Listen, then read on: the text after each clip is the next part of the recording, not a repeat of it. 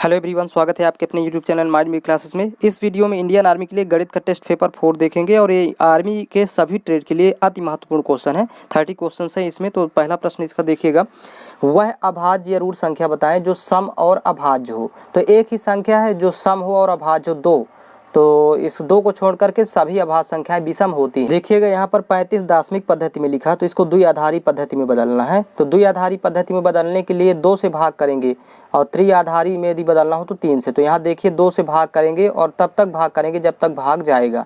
तो अभी 2 से जब भाग करेंगे तो शेष फल यहाँ लिखना है और भागफल यहाँ लिखेंगे। तो देखिए 2 एक कम 2, यहाँ पर 15 हुआ तो 2 सत्ते 14, तो 17 दूनी 34। अब एक बचेगा शेष, तो यहाँ रिमाइंडर शेष इधर लिखेंगे।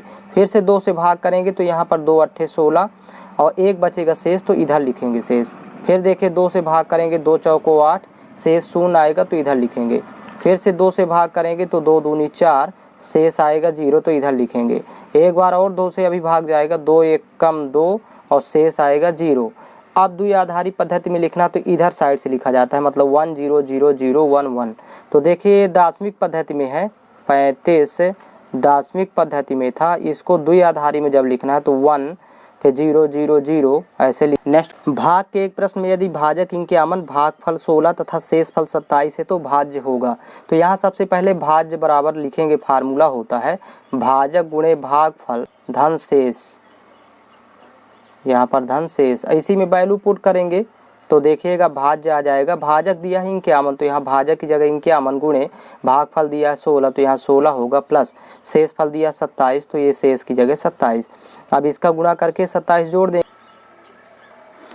कोई दो अंकों की संख्या में 27 जोड़ दिया जाए तो उसके अंक आपस में अपना स्थान बदल लेते हैं। संख्या का दहाई का अंक इकाई के अंक का आधा है, तो मूल संख्या क्या है। तो इसको ऑप्शन से ही देखेंगे और इसमें दोनों शर्तें जिस ऑप्शन में फॉलो होंगी वही ऑप्शन सही होगा। तो यहाँ पर देखिएगा संख्या का दहाई का अंक इकाई का आधा है, तो देखते हैं यहाँ दहाई का अंक, देखिए इकाई का अंक आधा नहीं है तो ये ऑप्शन नहीं होगा। यहाँ पर दहाई का अंक इकाई का अंक का आधा है, तो यही हो सकता है। तो इसका बी नंबर ही सही होगा, क्योंकि दहाई का अंक इकाई के अंक का आधा है। बाकी देखिए किसी ऑप्शन में नहीं है, तो ये यही सही होगा। तो ये सेकंड वाली शर्त ही फॉलो कर रहा है। पहली शर्त यदि चेक करना है कि दो अंकों की संख्या में 27 जोड़ दिया जाए तो उसके अंक आपस में अपना स्थान बदल लेते हैं। इसमें 27 जोड़ते हैं जब 36 में, तो यहाँ पर 7 6 13, 3 2 5 1 6 63 हो गया। तो देखिए अब ये था 36 था, 36 से 63 बन गया, तो ये अंक आपस में चेंज हो गए, 6 की जगह 3, 3 की जगह 6। 1/2 का फिर ब्रैकेट में देखिए 4/3 गुणे 3 सही 1/2 भागे 7/4 माइनस 1/2 ब्रैकेट क्लोज बराबर क्वेश्चन मार्क। तो यहाँ पर देखिएगा 1/2 का मतलब होता है गुणा। अब ब्रैकेट पहले सॉल्व करेंगे तो यहाँ तो 4/3 ही रहेगा, फिर गुणे 3 दूनी 6 1 7, 7/2 और भागे यहाँ पर लिखा है 7/4 और माइनस 1/2। सबसे पहले ब्रैकेट सॉल्व करेंगे, ब्रैकेट में भी बाड मास का रूल लगेगा, तो सबसे पहले भाग मतलब इन दोनों को देखेंगे।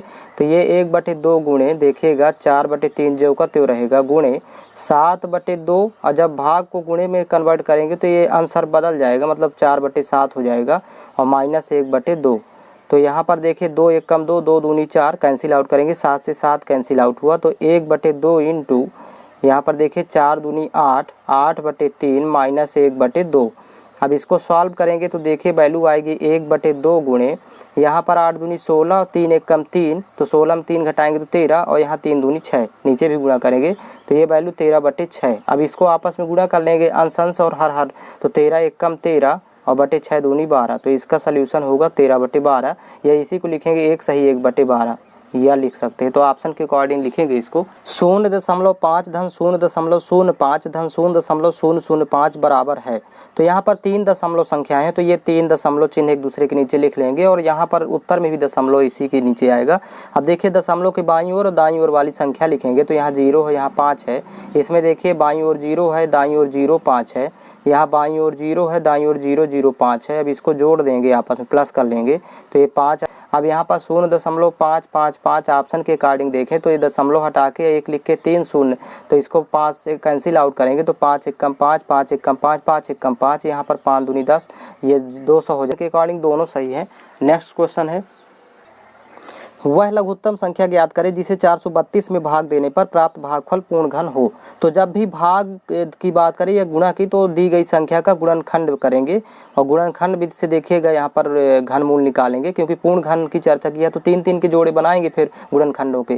तो ये 2 से कैंसिल आउट होगा, 2 दूनी 4, 2 1 कम 2, 2 छक्का 12, फिर 2 से तो 2 1 कम 2 मतलब 108, इसका हाफ करेंगे, फिर 2 से कैंसिल आउट करेंगे 54, फिर 2 से कैंसिल आउट करेंगे 27 दूनी 54, यहाँ से 3 3 नंबर 27, 3 3 9 और 3 1 कम 3, तो 3 का समूह तो बन रहा है और यहाँ पर 2 का भी बन रहा है, लेकिन इस 2 को जो बचा तो यहाँ पर जो गुणनखंड बचा है उसी से भाग करेंगे। यहाँ 2 बचते, यदि 2 बार बचते तो 4 से भाग करते, इसलिए सिंगल है तो इसका उत्तर हो जाएगा 2। निम्नलिखित में सबसे बड़ी संख्या कौन सी है? तो देखिएगा संख्या ये होगी सी नंबर, क्योंकि जिसकी घात अधिकतम होगी। यहाँ पर 2 दूनी 4 दूनी 8 ही होगा, 3 की घात 8, और यहाँ पर 3 की घात में होगा देखिए 2 दूनी 4 और 2 की घात 4 लिखेंगे तो 2 दूनी 4 दूनी 16, 8 दूनी 16, तो 3 की पावर 16 बनेगा, ये 3 की पावर 8 बनेगा, और ये तो ऑलरेडी छोटी संख्या है, 3 की पावर 222 है, तो ये सबसे बड़ी संख्या है।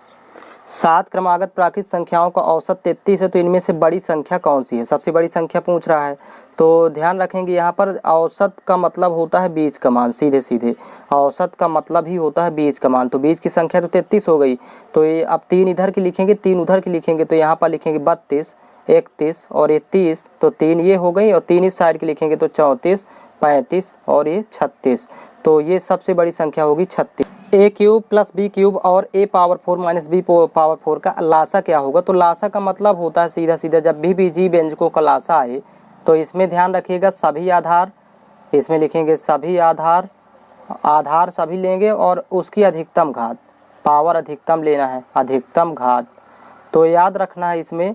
अब जैसे इसके पहले गुणनखंड कर लेंगे, इसके तो गुणनखंड संभव नहीं है, इसको ज्यों का त्यों इसी तरह लिखेंगे, और इसमें लिखेंगे a power 4 minus b power 4 को लिख लेंगे ए स्क्वायर का whole square minus b square का होल स्क्वायर। अब इसको लिखेंगे एक ब्रैकेट में a square plus B square और एक ब्रैकेट में हो जाएगा a square minus b square. अब इसको और लिखा जा सकता है a square plus B square, और यहाँ पर देखिएगा ए प्लस बी और ये हो जाएगा ए माइनस बी। अब सभी आधार में देखिएगा, अब जब लासा निकालना होगा तो एक आधार तो यही आ जाएगा ए क्यूब प्लस बी क्यूब, ये अलग पद है, और ये फिर इसमें आ जाएगा, ये भी अलग पद है तो ए स्क्वायर प्लस बी स्क्वायर, ये भी अलग पद है तो ए प्लस बी, और ये इसको भी ज्यों कहते हो इसको उतार, ये वाला पद छोड़ देंगे, इसमें केवल ए क्यूब प्लस बी क्यूब, ए स्क्वायर प्लस बी स्क्वायर, ये इसी में इसको काउंट करेंगे और ये हो जाएगा ए माइनस बी। नेक्स्ट है इसका, यदि a बटे 3 बराबर b बटे 4 बराबर c बटे 7 हो तो a plus B plus c बटे c बराबर क्वेश्चन मार्क। तो यहाँ पर a का मान 3 है, b का मान 4 है, c का मान 7 है और बटे 7, तो 7 4 11 3 14 और बटे 7, 7 1 कम 7, 7 दूनी 14, वैल्यू आ जाएगी 2। एक बक्से में 240 सेव हैं, उनमें से 16 सही 2/3% सड़े हैं, तो कितने सेव अच्छे हैं? तो ध्यान रखिएगा पहले 240 का 16 सही 2/3% निकालना है, तो गुणे 16 दूनी 48 2 50 और ये 50/3 हुआ। अब प्रतिशत हटाएंगे तो बटे में 100 आएगा। अब यहाँ पर कैंसिल करेंगे, 50 से कम 50, 50 दूनी 100 और यहाँ पर 3 दूनी 6 चौको 24, मतलब यहाँ पर ये कैंसिल आउट होगा तो 40 आएगा। मतलब कहने का अर्थ कि 240 का 16 सही 2/3% सेव 40 कहलाए, तो इतने सड़ गए 40, तो 240 में जब 40 माइनस करेंगे तो जो अच्छे हैं वो 200 सेव अच्छे हैं। इस तरह से एक फौज छावनी में रहने वाले 1200 जवानों के लिए 70 दिन की भोजन सामग्री है, 20 दिन बाद 300 सिपाही और आ गए, तो भोजन सामग्री कितने दिनों तक चलेगी? इसमें ध्यान रखिएगा जब भी इस तरह का प्रश्न आए और दिन निकालना हो, समय वो दिन में ध्यान रखिएगा, इसमें समय पूछ रहा हो वो भी दिन में। तो शुरू में स्टार्टिंग में थे 1200, ध्यान रखिएगा 1200 सैनिक थे। अब यहाँ पर 70 दिनों के लिए भोजन चलता था, फिर माइनस कर देंगे यहाँ पर 20 दिन बाद, तो यहाँ पर 20 माइनस हो जाएगा और बटे कितने सैनिक सिपाही और आ गए 300, तो 1200 थे और यदि आ गए तो प्लस कर देंगे 300। बस इतना सॉल्व करने के लिए ट्रिक रहेगा, शॉर्टकट ट्रिक। तो ध्यान रखिएगा यदि आ गए तो प्लस, यदि जाएंगे तो माइनस, और यहाँ हमेशा दिनों को माइनस ही करना है, दोनों दिनों को, 70 दिन और 20 दिन। तो यहाँ पर देखिए 1200 गुणे 70 में 20 घटाएंगे 50 और बटे 1200 300 जुड़ेगा तो 1500 हो जाएगा। तो 0 0 कैंसिल आउट करेंगे, 1 0 और ये कैंसिल आउट यहाँ से कर देंगे, 5 1 कम 5, 5 3 15, 3 1 कम 3, 3 चौक 12। तो इसका आंसर आ जाएगा 40 दिन। ए और बी किसी काम को 10 दिन में करते हैं, बी और सी 15 दिन में तथा सी और ए 20 दिन में समाप्त करते हैं, तो तीनों मिलकर उस काम को कितने दिनों में समाप्त करेंगे। तो सबसे शॉर्टकट तरीका देखिएगा, time into speed total work कहलाता है। अब इसी में वैल्यू पुट कर देंगे और इसमें एक चीज़ ध्यान रखना है, टेबल में पहले वैल्यू सेट करते आना चाहिए। तो यहाँ पर देखिए यदि अकेले अकेले करेंगे तो ए बी सी, अब यहाँ पर कह रहा है कि ए और बी किसी काम को 10 दिन में, तो यहाँ पर ए प्लस बी है और ये टाइम दिया है इनका 10 दिन। इसी तरह और आगे लिखेंगे बी प्लस सी दिया है 15 दिन और इसी में और आगे लिखेंगे सी प्लस ए दिया है 20 दिन। ये इससे बहुत सा ईजी हो जाएगा क्वेश्चन, देखिएगा। यदि तीनों मिलकर पूछे तो यहाँ लास्ट में निकालेंगे ए प्लस बी प्लस सी, बस। तो इतना टेबल इसको बनाना पड़ेगा। अब इसमें 10 15 20 का एलसीएम आएगा 60, तो ये टोटल वर्क आ गया 60। अब देखिएगा ए प्लस बी की स्पीड हो जाएगी 10 छक्का 60 6, क्योंकि time into speed total work. तो यहाँ पर जब गुणा करेंगे 10 छक्का 60, तो ए प्लस बी की स्पीड 6, गुणा करने पर 15 चौको 60, ये देखिए तो बी प्लस सी की स्पीड 4 और सी प्लस ए की स्पीड हो जाएगी 20 3 60 3। अब यदि देखें तो ए प्लस बी प्लस सी की स्पीड निकालने के लिए इन तीनों स्पीडों को जोड़ के या हाफ कर देते हैं, 6 4 10 3 13 और 13/2 हो जाएगा। ये स्पीड कैसे आएगा तो देखिएगा, यहाँ पर देखेंगे ए प्लस बी और plus B plus C plus A और ये बराबर 6 + 4 + 3, ये 6 + 4 + 3। तो यहाँ पर 2 2 डबल डबल है, 2a 2b 2c, तो 2 कॉमन लेंगे तो a plus B plus c की स्पीड निकालने के लिए 6 4 10 3 13, तो यहीं पर a प्लस बी प्लस सी जब निकालेंगे तो 13 2 जाएगा बटे में, तो 13/2 आएगा स्पीड। इस तरह फाइंड आउट करेंगे। अब देखिए स्पीड आ गई, टोटल वर्क दिया है तो भाग कर देंगे टोटल वर्क में स्पीड से, मतलब 60/13/2। तो यहाँ वैल्यू हो जाएगी 60 से 2 का गुणा होगा तो 120 और बटे 13, तो यहाँ पर लिखेंगे 13 नहीं है 117, तो 9 सही 3/13 दिन आएगा। इसको सही बटे में निकालेंगे तो तीनों मिलकर काम करेंगे, 9 सही 3/13। ऐसे जयेश अनिल से उतना छोटा है जितना प्रशांत से बड़ा है। यदि अनिल और प्रशांत की आयु का योग 48 वर्ष हो तो जयेश की आयु क्या होगी। तो इसमें तो डायरेक्ट लगाया जा सकता है, 48 का हाफ, इस तरह के प्रश्न में सीधे हाफ कर देते हैं तो 24, तो ये इसका उत्तर आ जाएगा 24 वर्ष। इसको डायरेक्ट यदि समझना है तो देखिए कैसे लगाएंगे। तो सबसे पहले ध्यान रखिएगा, इसको लिख लेंगे यहाँ पर जयेश, और जयेश की आयु हो गई। अब यहाँ पर लिख लेंगे अनिल, 3 व्यक्ति हैं इसमें, जयेश अनिल, और यहाँ पर लिख लेंगे प्रशांत। अब देखिए इसको शॉर्टकट तो भाग कर दिए थे 2 से, अब इसको लगाएंगे कैसे, तो जयेश की x वर्ष मान लेंगे। अब ये कह रहा है कि जयेश अनिल से उतना ही छोटा है, तो जब जयेश अनिल से छोटा है तो अनिल जयेश से बड़ा होगा, तो मान लेते हैं कि y वर्ष बड़ा है। और यहाँ कह रहा है कि प्रशांत से बड़ा है, तो प्रशांत से जब ये बड़ा है जयेश प्रशांत से, तो प्रशांत जयेश से छोटा होगा, तो मतलब y वर्ष ही छोटा होगा। ऐसे इन दोनों की आयु निकालने की, अनिल की और प्रशांत की।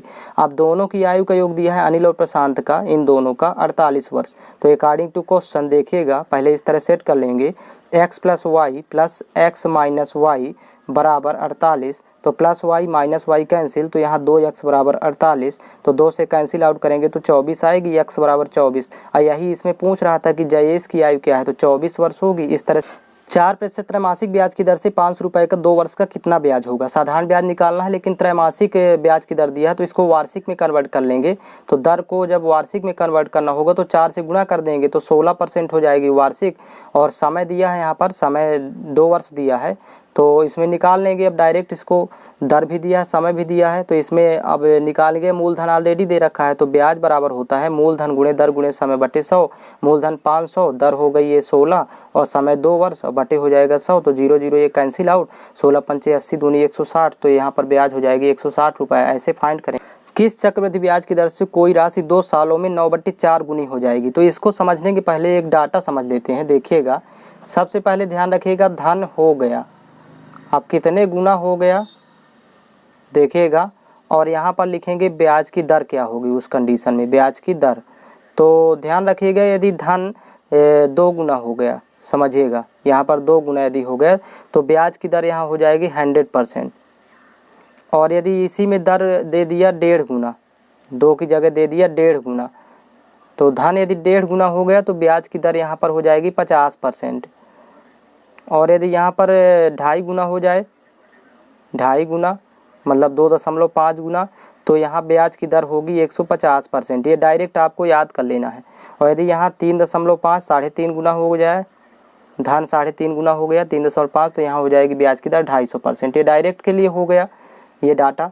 अब इसको लगाएंगे कैसे, तो ध्यान रखिएगा 2 वर्ष में कह रहा है कि 2 वर्ष में ये जो मिश्र धन होगा, तो 2 वर्ष में कोई धनराशि होती है 2.25 गुना, ये दिया है प्रश्न में। अब 2.25 का मतलब कह रहा 2 सालों में 9/4 गुना, और 9/4 को जब ये काटेंगे डिवाइड करेंगे तो 2.25 आएगा।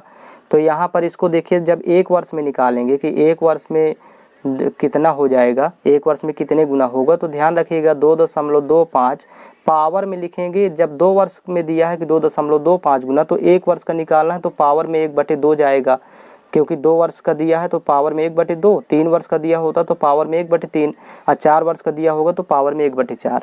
तो याद रखिएगा जब इसको लिखेंगे ये 1/2 का मतलब ये स्क्वायर रूट ऑफ 2.25, और यही वैल्यू निकल के आएगी यहाँ पर 1.5 गुना।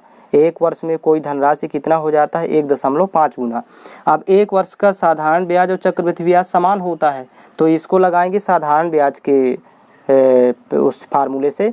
तो यहाँ पर फिर साधारण ब्याज की कंडीशन पर ये दिया हुआ है कि 2 गुना यदि कोई धनराशि हो गई तो 1 वर्ष में तो 100% ब्याज की दर होगी। यदि 1 वर्ष में 1.5 गुना हो जाए तो 50% होगी, तो यहाँ पर तो 1.5 गुना ही है, तो ये 50% होगा यहाँ ब्याज की दर। डायरेक्ट इसको लिखेंगे 50%। तो इस तरह सॉल्व करेंगे। नेक्स्ट क्वेश्चन है, एक कार 3 किलोमीटर की 4 क्रमागत दूरियां क्रमशः 10 किलोमीटर प्रति घंटा, 20 किलोमीटर प्रति घंटा, 30 किलोमीटर प्रति घंटा व 60 किलोमीटर प्रति घंटा की चाल से तय करती है। कुल दूरी तय करने में उसकी औसत चाल क्या होगी। तो जब भी औसत चाल निकालना हो तो औसत चाल का फार्मूला होता है कुल दूरी बटे कुल समय। कुल दूरी यहाँ पर जोड़ लेंगे, कुल दूरी के लिए अलग अलग दूरी दिया है।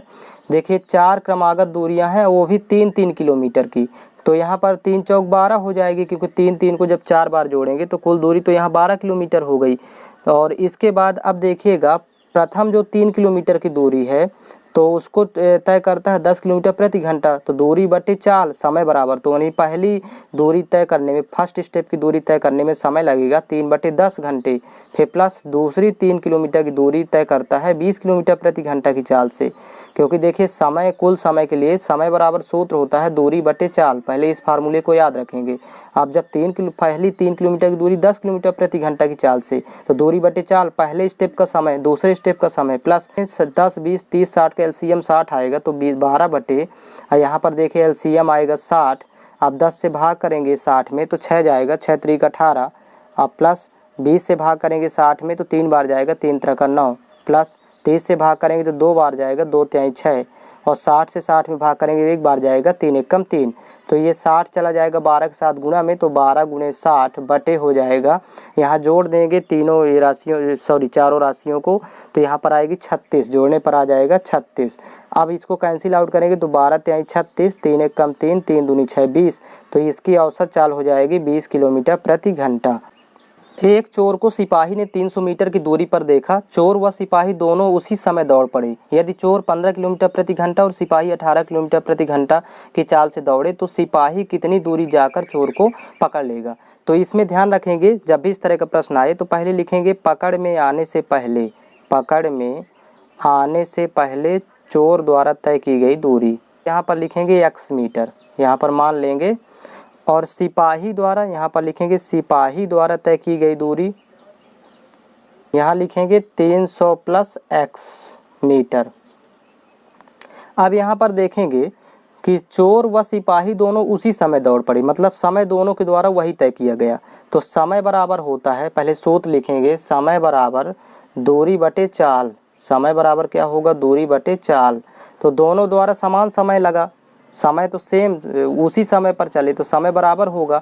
तो यहाँ पर लिखेंगे पहले चोर द्वारा तय लगा समय, तो यहाँ पर दूरी x है अकॉर्डिंग टू क्वेश्चन, और चोर का चाल चोर की है 15 किलोमीटर प्रति घंटा, तो ये हो गया, और बराबर यहाँ पर लिखेंगे इसकी दूरी दिया है 300 प्लस x, और इसका चाल दिया हुआ है 18 किलोमीटर प्रति घंटा। इस तरह लिख लेंगे पहले दोनों साइड वैल्यू बराबर करने के लिए। अब यहाँ पर देखिए यूनिट समान करना है, तो ये मीटर में दूरी दी हुई है, तो इसको किलोमीटर में बदलने के लिए 1000 से भाग कर देंगे, यहाँ गुणे में 1000 आ जाएगा। तो देखिए ये यहाँ कैंसिल आउट करेंगे या ये भी कैंसिल आउट हो गया, तो ये यूनिट समान हो गई, मतलब इतना ही लिखेंगे यहाँ पर x/15, ये 300 प्लस x/18।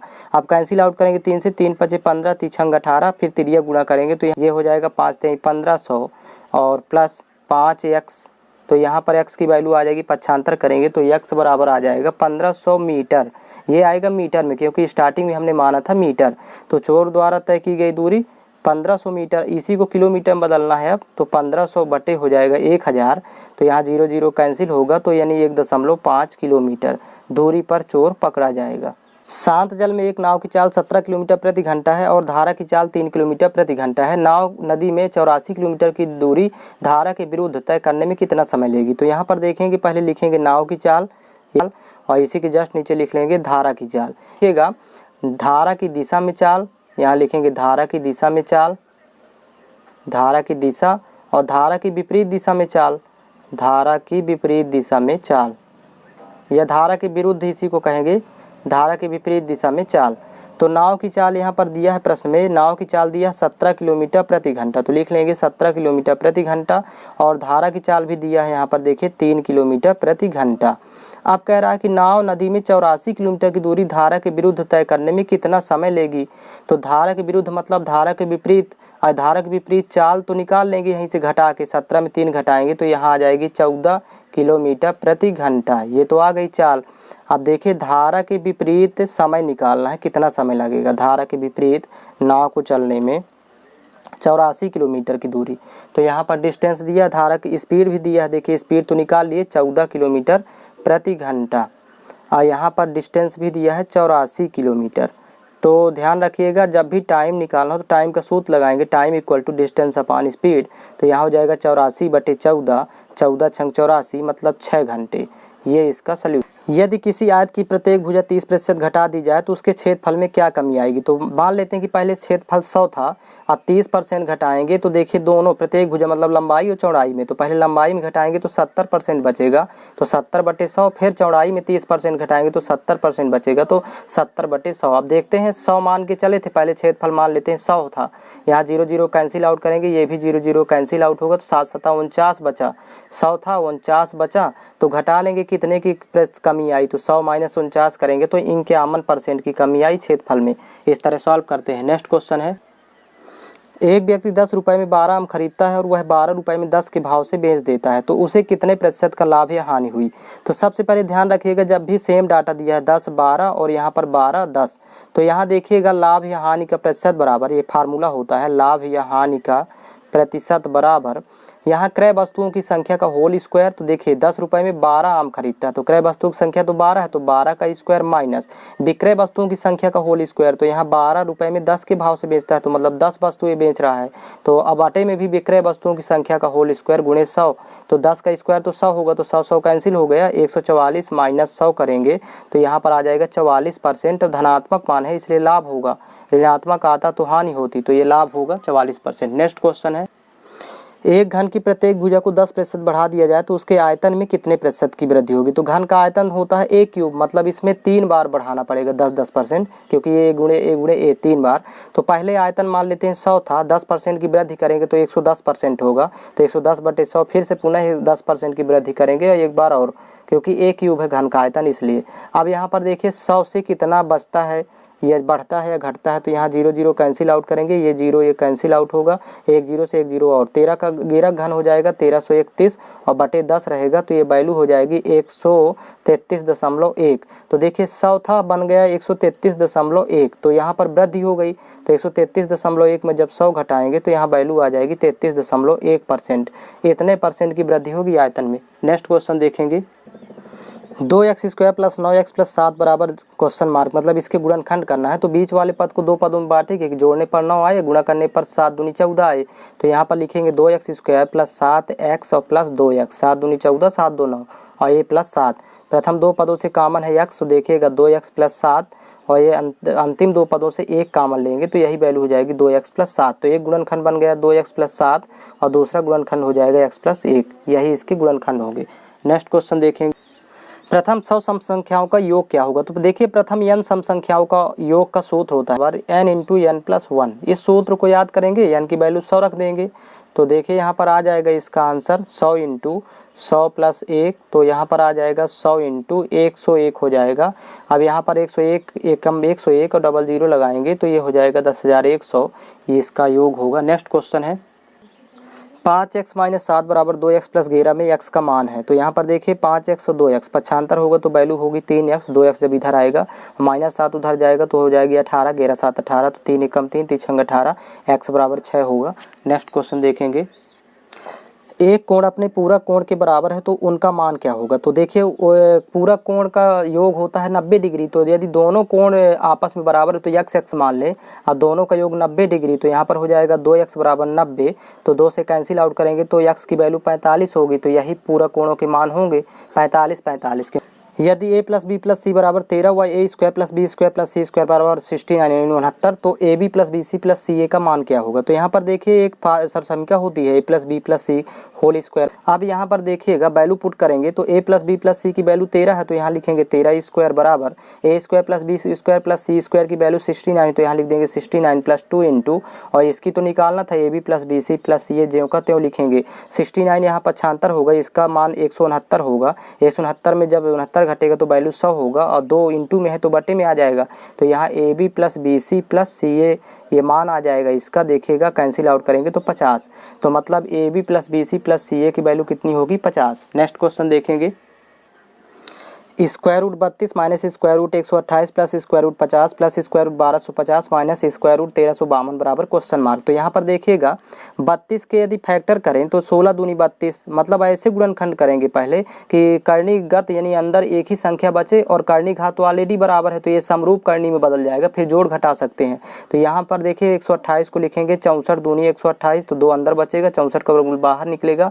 यहाँ लिख लेंगे 25 दूनी 50, तो 2 अंदर बचेगा। देखिए सब में 2 अंदर बचना चाहिए, याद रखना है, ऐसे गुणनखंड करें। यहाँ पर 1250 के जब फैक्टर करेंगे तो इसको डायरेक्ट भी लिख सकते हैं, लेकिन 5 गुणे 5 गुणे 5 पचम 25 पंच 125, जीरो का मतलब होता है 5 और 2 से 0 बनता है। तो ये देखिए 2 5 निकल आएंगे बाहर, तो 2 अंदर बचेगा। यहाँ भी 1352 की इसी तरह फैक्टर कर लेंगे, गुणनखंड करके देख लीजिएगा। तो 2 गुणे 2 गुणे 2 गुणे यहाँ 13 गुणे 13 होगा इसके 1352 के। तो यहाँ पर निकलेगा इसका 4 16 का वर्गमूल, ये अंदर 2 रहेगा, माइनस 64 का वर्गमूल 8 निकलेगा, 8 × 64 अंदर 2 रहेगा, प्लस ये 25 का वर्गमूल 5 निकलेगा, ये अंदर करनी में 2 रहेगा, फिर यहाँ प्लस 5 पचम 25 2 5 निकलेंगे बाहर, तो 25 ये अंदर करनी में 2 रहेगा, माइनस यहाँ पर एक 13 निकलेगा, एक 2 निकलेगा, तो 13 दूनी 26 और अंदर करनी में 2 रहेगा। अब प्लस प्लस अलग और माइनस माइनस अलग जोड़ लेंगे और फिर देखिए कितना आता है इसका सोल्यूशन। तो देखिएगा प्लस वाले में 25 5 30 30 रूट 2 हो जाएगा, और एक ये 30 4 34, तो यहाँ प्लस में तो 34 रूट 2 हो गया। अब माइनस वाला देखेंगे तो माइनस 26 और 26 और 8 34 हो जाएगा, यहाँ भी माइनस 34 अंडर रूट 2 होगा, प्लस माइनस कैंसिल, तो उत्तर आएगा 0।